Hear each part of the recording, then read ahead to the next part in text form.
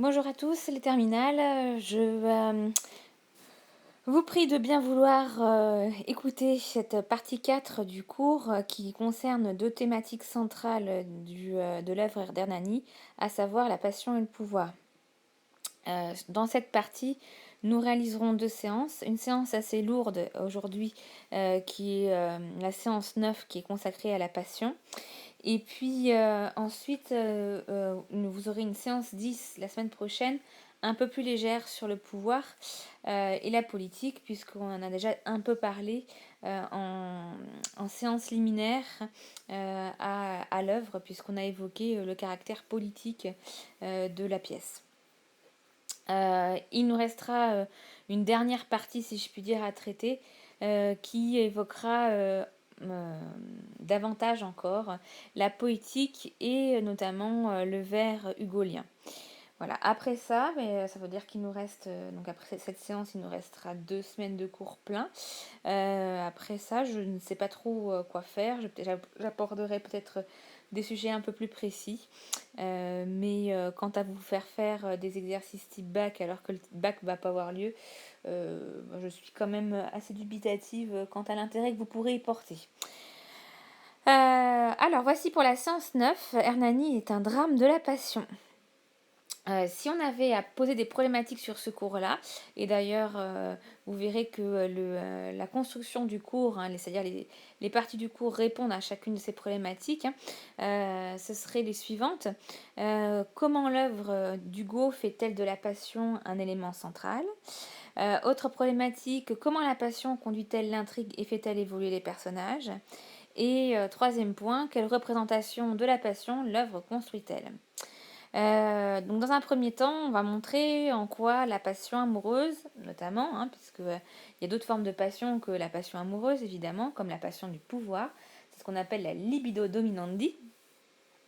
Donc la passion amoureuse est un élément central de la pièce d'Hernani.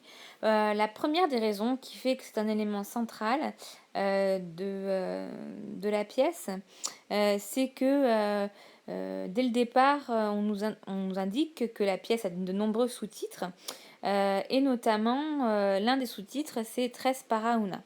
Et immédiatement, du coup, la pièce est reliée à la passion, particulièrement la passion amoureuse. À ce titre, la pièce est organisée autour d'un seul et unique personnage principal au sujet de la passion. C'est Donia Sol, puisque dans Tres para una, una est Donia Sol. Ce personnage, du coup, va cristalliser les désirs amoureux des personnages masculins de la pièce, à savoir Hernani, Don Carlos et Don Ruy Gomez, qui nous fait 3 hommes, 3 personnages masculins, donc 3 rivalités masculines. Autre élément qui nous indique que la passion est centrale, c'est qu'elle organise l'intrigue et elle organise les personnages entre eux. Corrélé au thème de la passion, on va trouver, comme je vous l'ai dit tout à l'heure, la rivalité masculine. Et donc la passion va fédérer les rapports entre chaque personnage. Pour exemple, Donia Sol aime Hernani, Hernani aime Donia Sol, donc on peut dire que c'est un amour réciproque, mais cet amour est empêché par 2 autres personnages, à savoir Don Carlos et Don Ruy Gomez, qui aiment aussi Donia Sol. Or, Don Carlos et Don Ruy Gomez ont une plus grande légitimité qu'Hernani vis-à-vis de Donia Sol, quand bien même ils n'ont pas la légitimité du cœur de Donia Sol, évidemment, car l'un est roi, donc c'est lui d'ailleurs qui va commanditer le mariage de Donia Sol avec Don Ruy Gomez, estimant sans doute que Don Ruy Gomez est un parti bien trop faible et très vieux, donc du coup ça lui permettra de convoiter Donia Sol quand bien même elle sera mariée. Et puis évidemment, mais il y a le parti légitime qui est donné à Donia Sol, hein, c'est-à-dire le vieux Don Ruy Gomez, qui est son promis. Donc l'un a sa place puisqu'il est légitime en tant que roi, donc ça veut dire que son pouvoir royal lui confère le pouvoir d'être aimé d'Hernani. Et puis l'autre si l'on peut dire, n'a pas un pouvoir politique sur Donia Sol, mais il a un pouvoir social puisqu'il est promis à Donia Sol, c'est-à-dire que c'est Don Ruy Gomez. La rivalité entre les hommes va donc apporter le conflit. Or, dans une pièce de théâtre, le conflit motive l'action. Donc la passion amoureuse qui génère une forme de conflit et donc les péripéties est bien plus grande encore que la thématique de l'honneur dans la pièce, qui est intrinsèquement elle-même liée à la thématique de la politique. Donc la rivalité entre les trois hommes motive les péripéties, c'est-à-dire que ça fait avancer l'action. Autre élément qui montre que la passion est centrale pour Hugo, c'est que si sa pièce avait été par exemple uniquement politique, il se serait sans doute arrêté à l'acte 4. Or, l'acte 5, c'est-à-dire l'acte final, qui est sous-titré, qui est titré, Les noces, consacre l'amour. Hein, c'est le centre de la pièce, enfin, le centre de l'acte. Et donc la passion entre Hernani et Doniasol, même si elle est empêchée par Don Ruy Gomez, au bout du compte, elle vit son acmé dans le sens où l'amour entre Hernani et Doniasol va être consommé dans la mort, ce qui va sublimer cet amour. Donc, comme je l'ai dit tout à l'heure, si le pouvoir et la politique avaient été les thèmes prépondérants de la pièce, l'acte 5 n'aurait pas été nécessaire, car l'acte 4, consacrant Don Carlos en empereur, aurait été suffisant. D'accord ? Donc, véritablement, Hugo fait de la passion un élément central de la pièce, voire même le dernier mot de sa pièce. Ensuite, nous allons voir comment la passion va mouvoir l'intrigue. Tout d'abord, on vient de montrer que la passion conduisait l'intrigue, mais si on observe de plus près la structure, au regard de la thématique de la passion, on voit bien que dans chaque acte, la passion génère l'action. Je vais être plus précise et donner des exemples pour chaque acte. À l'acte 1, qui est intitulé Le Roi, c'est l'acte des convoitises pour les trois rivaux, puisqu'on voit les trois rivaux sur scène. Don Ruy Gomez, Hernani et Don Carlos. On peut retenir à ce titre dans cet acte la fameuse scène relativement burlesque du balcon et du placard. Vous souvenez-vous, c'est le moment où Hernani et Don Carlos finissent cachés dans un placard parce que Don Ruy Gomez fait irruption dans la chambre de sa promise, Donia Sol. Le seul qui finalement était légitime dans la chambre de Donia Sol, c'était sans doute Hernani, puisqu'elle y avait invité.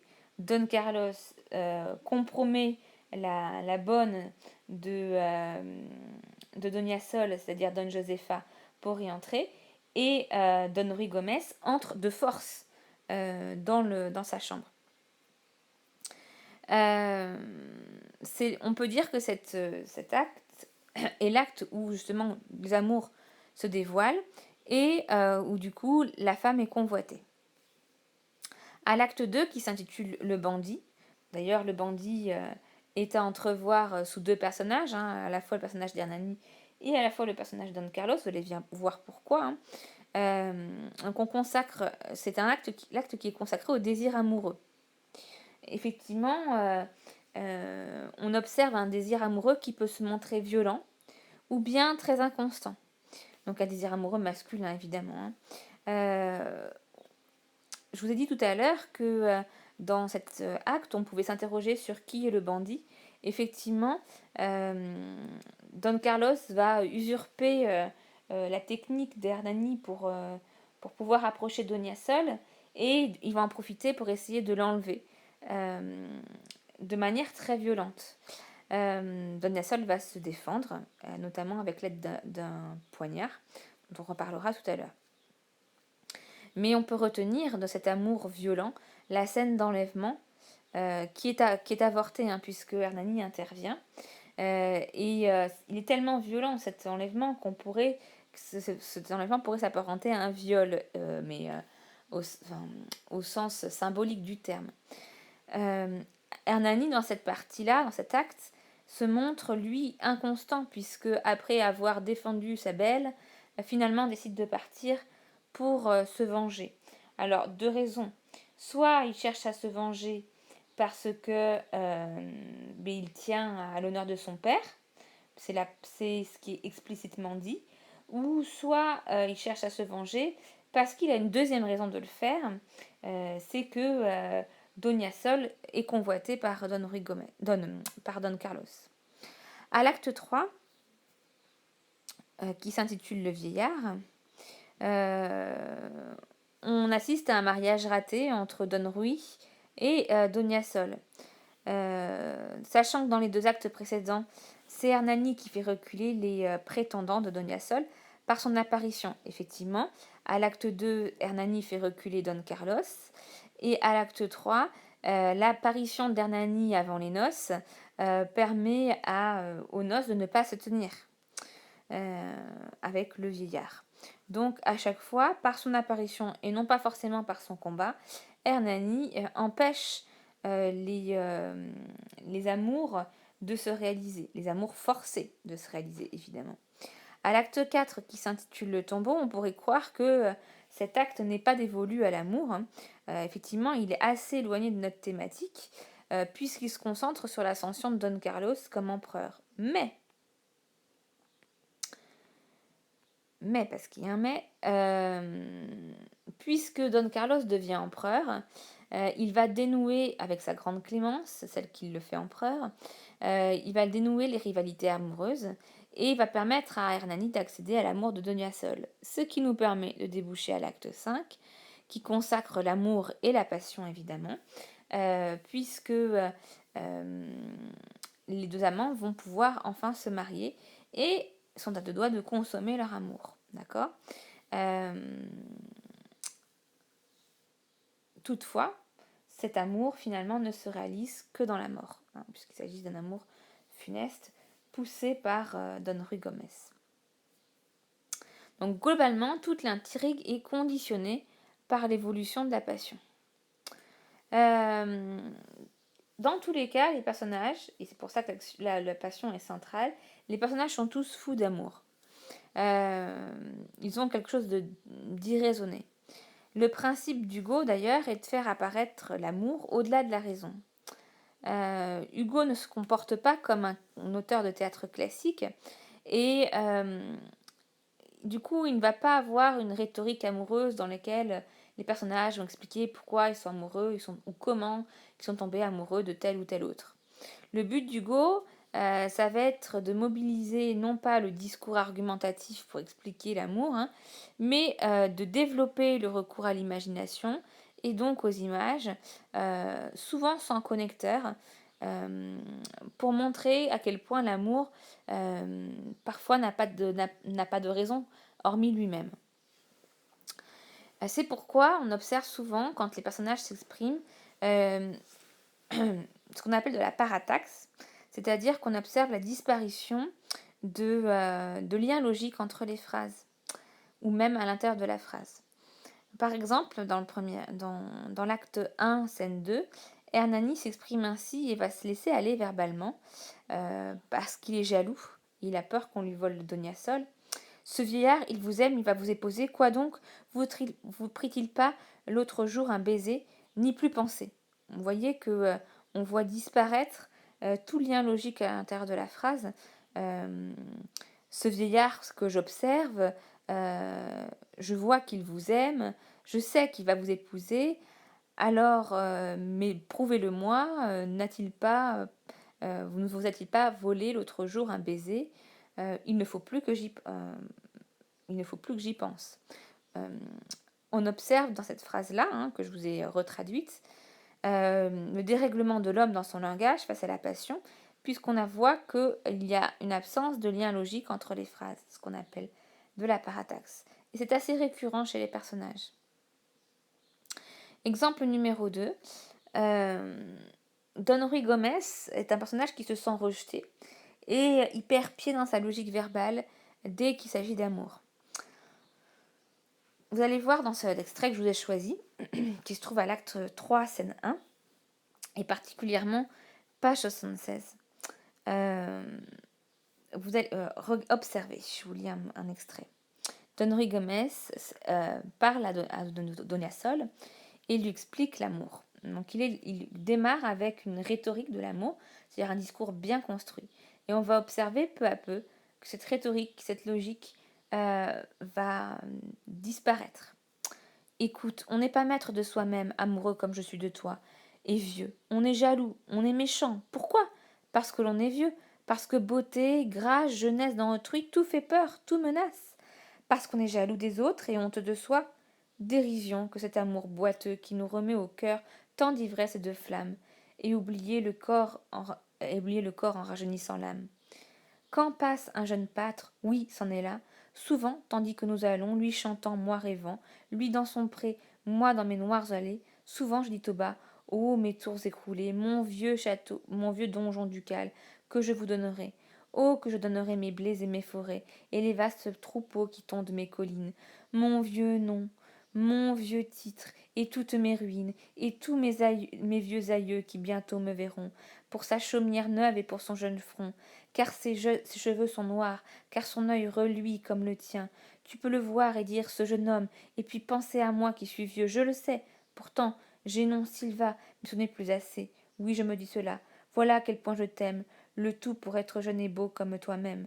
Mais à quoi vais-je ici rêver, moi, jeune et beau, qui te dois de si loin devancer au tombeau?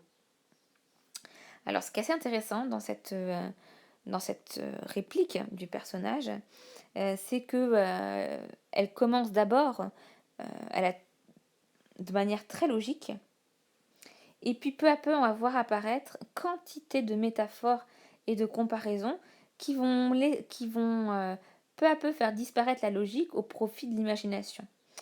Regardez, ça démarre à partir d'ici. On observe assez clairement la logique dans son discours, hein, qui est jonché de parce que. Et puis tout d'un coup, on voit apparaître, avec Amour boiteux notamment, et puis après d'autres, hein, une personnification. Et puis ensuite, on voit apparaître euh, la, la métaphore du pâtre. Ensuite, Don Ruy Gomez se lance dans une description lyrique, hein, dans son Prévert, dans mes noires allées, hein, on voit l'antithèse ici, ô mes tours crénelées, mon vieux donjon ducal, que je vous donnerai, mes blés et mes forêts, et les vastes troupeaux qui tournent de mes collines. Ici, on observe une forme de lyrisme très fort en images, ce qui suggère et ouvre l'imagination. Donc l'expression de l'amour n'est pas tant une expression rhétorique et logique comme ici, mais elle devient une expression imaginative et lyrique chez Hugo. Bon, au sujet des personnages, du coup, si on se concentre sur les personnages et non pas sur la façon dont ils s'expriment, il est un personnage qui incarne l'amour pur, c'est Donia Sol, évidemment. Elle est de tous les personnages le plus noble face à la passion amoureuse. Elle fait preuve de constance quand d'autres abandonnent l'amour ou préfèrent la vengeance. Je m'explique. Euh, à plusieurs reprises, Hernani va quitter Donia Sol pour accomplir sa vengeance. Don Carlos va abandonner Donia Sol pour le pouvoir, hein, qui est un amour plus fort chez Don Carlos. Il n'y a qu'un autre personnage qui finalement n'abandonne pas Donia Sol, c'est Don Ruy Gomez qui vient réclamer sa vengeance. Mais on peut se demander s'il n'est pas davantage épris d'honneur et de vengeance que de Donia Sol elle-même. Donc le personnage de Donia Sol est le personnage le plus constant dans son amour, le plus entier. Pour exemple, elle va se battre au nom de l'amour. Elle va notamment s'opposer au roi et l'insulter. Hein, souvenez-vous, c'est ce qu'elle fait à l'acte 2. Elle va se préparer à tuer Don Ruy à l'acte 3 et elle va le menacer directement d'un poignard à l'acte 5. Enfin, elle va trouver le moyen de consommer son amour en étant la première à ingurgiter le poison.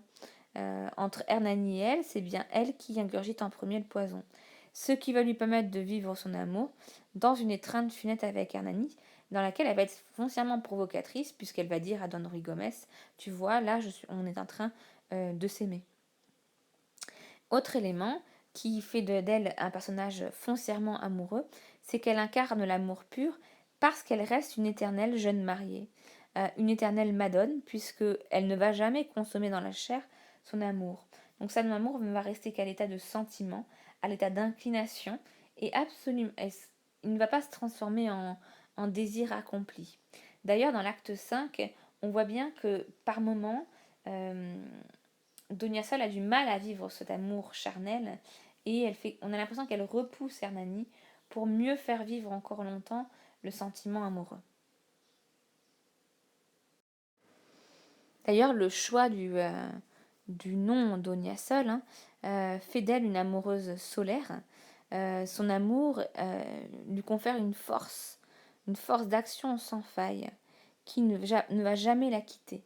Alors bien sûr, ça lui arrive d'être faible, ça lui arrive de se mettre à pleurer et à réclamer la clémence de divers personnages, mais quand bien même, si elle le fait, c'est par amour.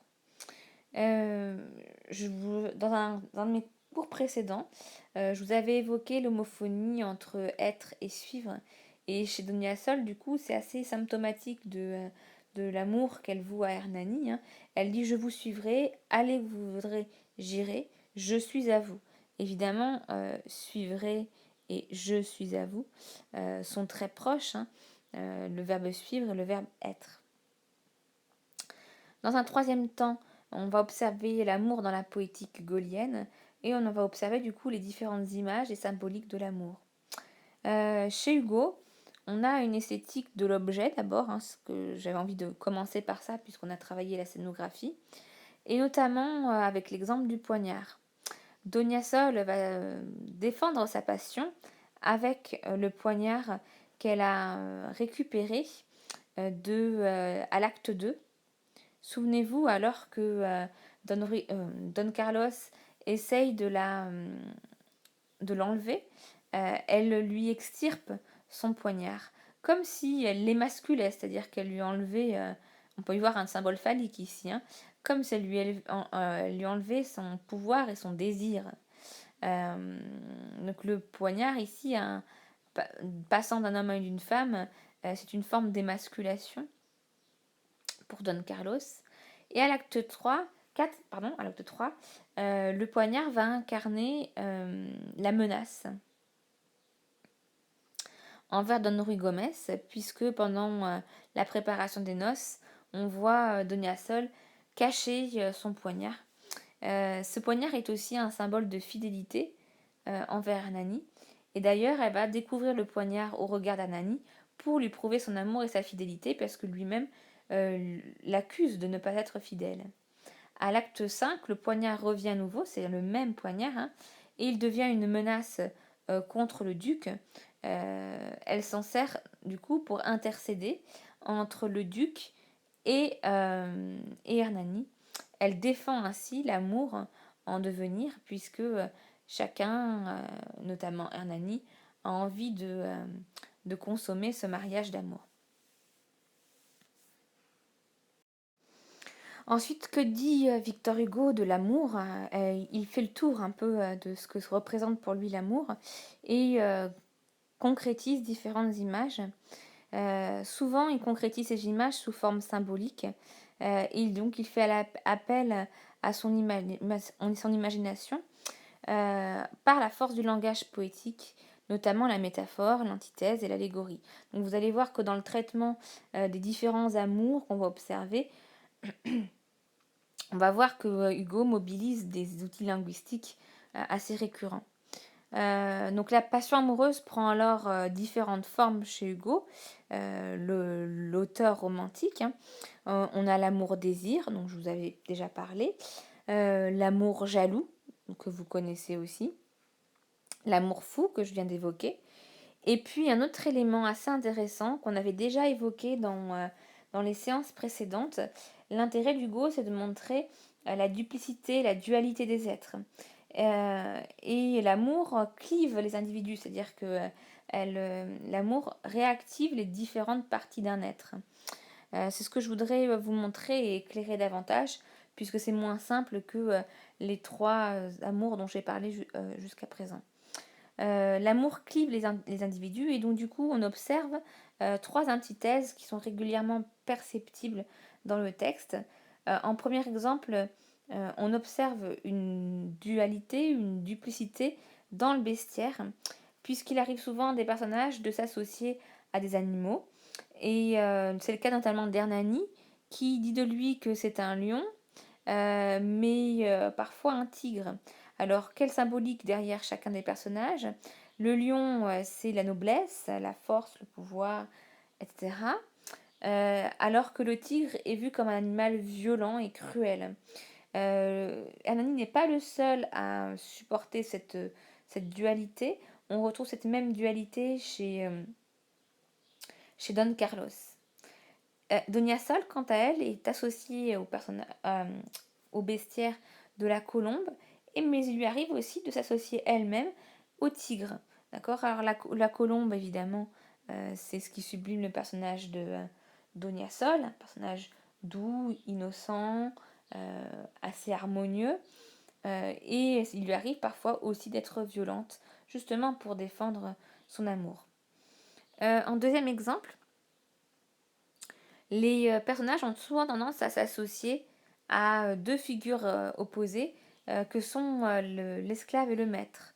Dans le couple d'Hernani et Doniasol, évidemment, souvent chacun dit qu'il est l'esclave de l'autre et que l'autre est du coup son maître. Mais un autre exemple assez intéressant, c'est la figure du roi de Don Carlos qui carrément, lui, l'évoque explicitement quand il dit vers 484-486 à Donasol, souhaite, ordonne, un royaume est à toi, car celui dont tu veux briser la douce entrave, c'est le roi ton seigneur, c'est Carlos ton esclave. Et là, on a un magnifique vers qui fait apparaître à la fois une structure parallèle, ce qu'on appellerait un parallélisme, et aussi une antithèse, puisque on note seigneur et esclave, d'accord? Donc vous savez tous qu'un seigneur, c'est un grand chef et qu'il commande des serfs qui sont ses esclaves. Et bien là, on trouve vraiment la dichotomie entre la dualité du personnage, Don Carlos, qui est le roi, qui a le pouvoir, et paradoxalement l'esclave de Donia Sol, puisqu'il est esclave de son désir pour elle.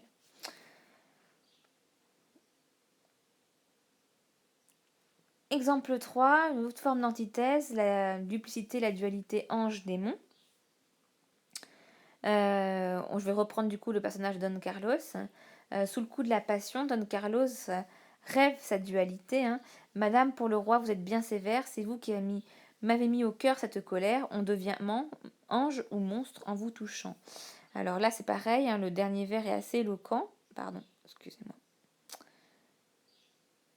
Puisqu'il utilise une forme d'antithèse, ange ou monstre, et ça relié au désir amoureux. C'est-à-dire que Don Carlos explique ici que sous le coup du désir amoureux, il peut il peut être diabolique du côté du monstre, ou alors se transformer en ange. Preuve que la passion fait évoluer les personnages à sa guise. Donia Sol, elle aussi, a un rapport double entre la terre et les cieux, donc ce qui serait de l'ordre du vil et du terrestre, et en même temps de l'ange, quoique finalement, quand elle est rattachée à la terre, c'est de manière positive, puisqu'elle est souvent comparée à une fleur par Hernani. Loué soit le sort doux et propice qui me mit cette fleur au bord du précipice. Ici, évidemment, Donia Sol est associée par voie métaphorique à la fleur. Mais Hernani renvoie aussi à la figure divine et donc céleste de Donia Sol. il en fait une figure divine, une madone, notamment quand il dit d'elle que c'est un ange ou un ange au ciel réservé. Au-delà de révéler les particularités des personnages et de l'homme, en fait, puisque l'amour est un révélateur de la vérité humaine, montrant ainsi l'homme pas tout à fait entier, mais plutôt double. Hugo nous montre aussi l'amour heureux à l'intérieur de sa pièce. Alors effectivement, c'est un amour heureux, mais furtif. Et quand il a envie de nous montrer cela, il utilise un fort lyrisme et un rapport à la nature. C'est le cas à l'acte 5. Je vous ai réservé un tout petit passage. Vous allez voir que ce rapport à la nature, pour évoquer l'amour heureux de Donia Sol et de Hernani, est assez évident. Donia Sol. Je n'ai pas remarqué, tout autre que m'importe.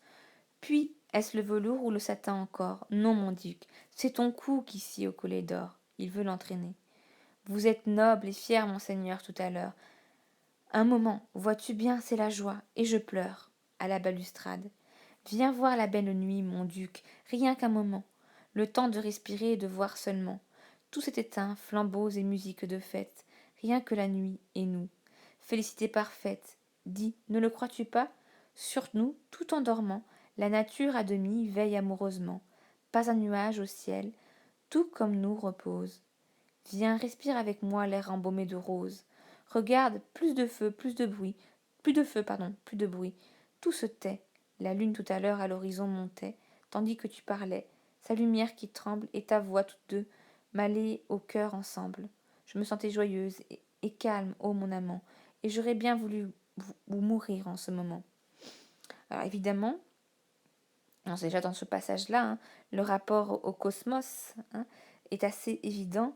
Le ciel, donc embaumé de roses, l'horizon, la lune, la lumière.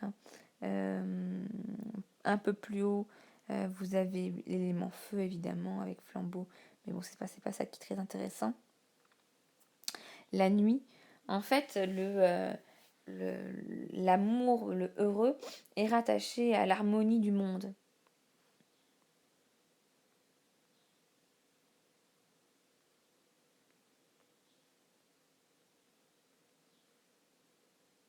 En fait, on est là dans une cosmogonie, en fait, on est là dans le cosmos, en fait, dans ce monde bien établi, parfait et régulier. On peut poursuivre à la toute fin. Le bal, mais un oiseau qui chanterait au champ, un rossignol perdu dans l'ombre et dans la mousse. Oh, quelques flûtes au loin, car la musique est douce, fait l'âme harmonieuse et comme un divin cœur, éveille mille voix qui chantent dans le cœur. Oh, ce serait charmant. Vous voyez qu'en plus du rapport à la nature, on a aussi le rapport à l'harmonie et notamment à la musique qui est ici mobilisée. Un oiseau chanterait, le rossignol. Ensuite, vous trouvez flûte, musique, harmonie, évidemment, derrière, qui se cache derrière harmonieuse, chœur, les voix. Vous voyez bien que le rapport nature et musique permet de consacrer l'amour heureux. Enfin, comment Hugo fait évoquer à ses personnages l'amour. Il utilise donc un langage amoureux et non pas un langage rhétorique. De manière assez classique, finalement, le désir, l'amour et le désir, mais souvent le désir, est renvoyé par métaphore ou comparaison au feu. Et donc, du coup, la passion amoureuse peut s'entendre dans la bouche d'Hernani comme ceci: je brûle près de toi, quand l'amour jaloux bouillonne dans nos têtes. Je brûle près de toi ici, c'est le désir dont il est question. Et quand l'amour jaloux bouillonne dans nos têtes, on est davantage dans la jalousie. Quand notre cœur se gonfle et s'emplit de tempête.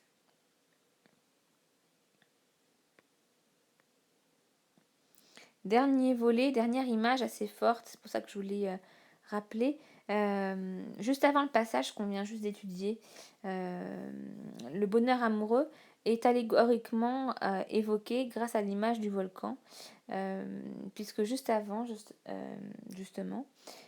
juste avant le passage dans lequel Donia Sol fait un lien entre musique et nature, on entend Hernani dire: Oh, je suis ton esclave, oui, demeure, demeure, fais ce que tu voudras, je ne demande rien, tu sais ce que tu fais est bien, je rirai si tu veux pour te plaire, mon âme brûle.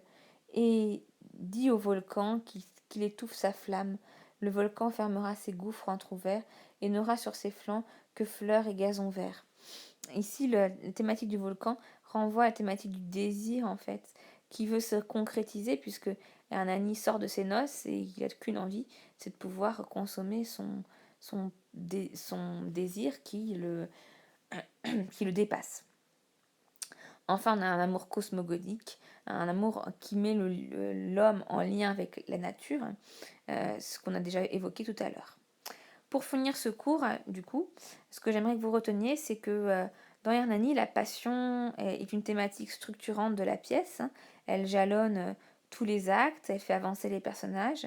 La passion est aussi révélatrice de la vérité humaine et elle fait apparaître des hommes qui sont faits de dualité et d'ambiguïté. Si on avait à retenir un personnage pour incarner justement ce sentiment amoureux, ce serait sans doute Donia Sol, même si tous les autres personnages sont amoureux, mais Donia Sol est le personnage le plus constant dans son amour. Euh, Hugo mobilise l'expression de l'amour par l'imagination. Il s'agit chez Hugo davantage d'une effusion d'amour plutôt qu'une rhétorique. On est au-delà de la logique et de la raison. Enfin, Hugo mobilise des figures de style justement pour générer cet imaginaire amoureux, notamment des antithèses, des allégories, des comparaisons et des métaphores. Voilà pour le cours du jour. J'espérais que ça vous a éclairé sur la pièce et je vous dis à la semaine prochaine.